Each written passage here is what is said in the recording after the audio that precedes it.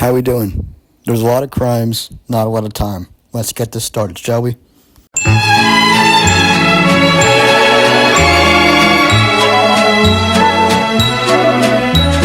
Wait, a real storm? Not a thunderstorm, but a storm of fists raining down on your head, blasting you in the face.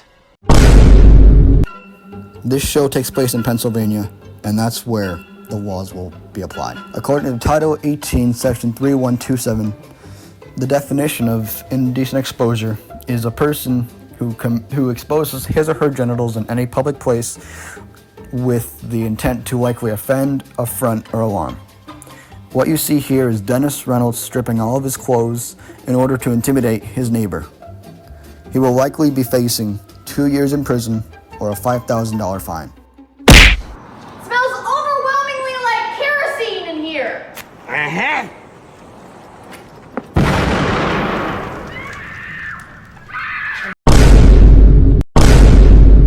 In Pennsylvania, Title 18, Section 2702, aggravated assault is defined as an attempt to cause serious bodily injury to another or causes such injury intentionally, knowingly, or recklessly under circumstances manifesting extreme indifference to the value of human life.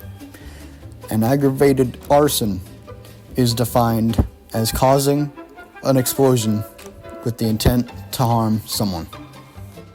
What you can clearly see is that Frank Reynolds lured his daughter, Deandra, into a warehouse full of kerosene and threw a lit match inside. Fortunately, she survived, but it caused a huge explosion and burns to her face. Frank Reynolds is looking at 20 years for the aggravated assault and 40 years for the aggravated arson. Hi, how are you? I'm good. I'm good. You moving in soon? According to Title 18, Section 4912, impersonating a public servant is defined as falsely pretending to hold a position in the public service in which intent to induce another to submit to such pretended official authority. As we can clearly see, Dennis is impersonating a police officer and even using intimidation. Because this is a second-degree misdemeanor, yet again he is looking up to 2 years in prison and $5,000 in fines. I spiked the milk with methylene dioxypyrovalerone. What? It is bath salts.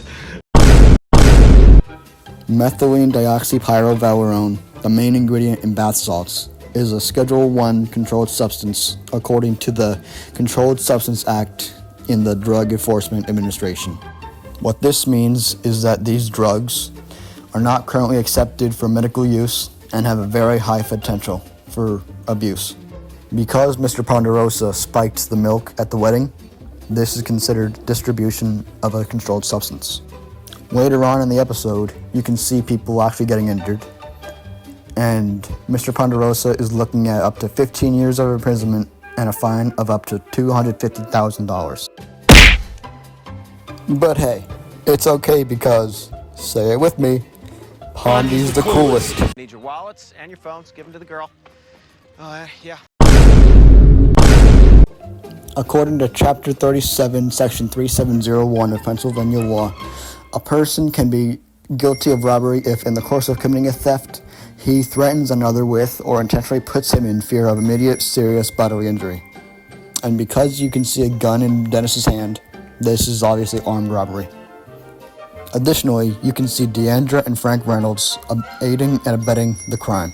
The sentence for aiding and abetting is usually the same as the crime they are aiding and abetting.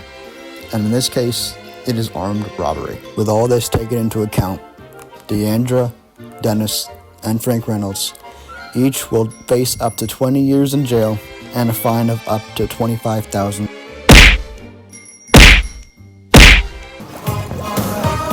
Oh, I'm sorry. Are you Dr. Jinx? Indeed I am. Will this scene aged well? You think these kids are in college or what? I don't know. Hey, you. How old are you? 21?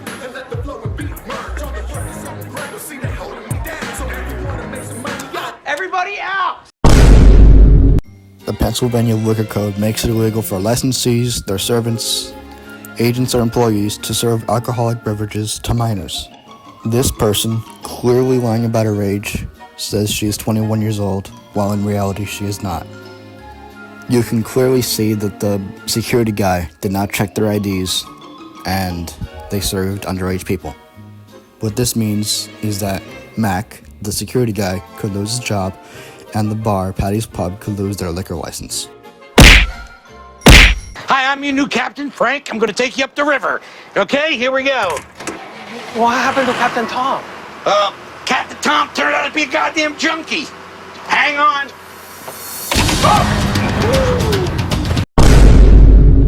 According to Title 18, Chapter 3903, Frank committed a felony of the third degree because he stole a motorboat. And in this case, it's a tour boat. While the captain was out at the bathroom, Frank thought it would be a good idea to use the boat to get to a movie theater. This crime can result up to 7 years in prison and a $15,000 fine. A little better. I'll hold your boobs a little better. According to Title 18, Chapter 5505, a person can be guilty of a summary offense of public intoxication if he or she appears in a public place under the appearance of being intoxicated with alcohol or any other controlled substance. You can clearly see the waitress, that's her name by the way, appearing drunk in a public place. The worst that could happen is a trespass charge or a $500 fine. Well, you may be a man, or you may be a leprechaun, but only one thing's for sure.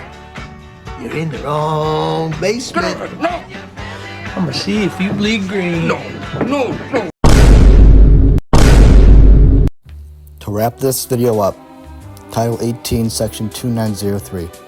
False imprisonment is defined as a second-degree misdemeanor if a person knowingly restrains another person unlawfully so as to interfere substantially with his liberty.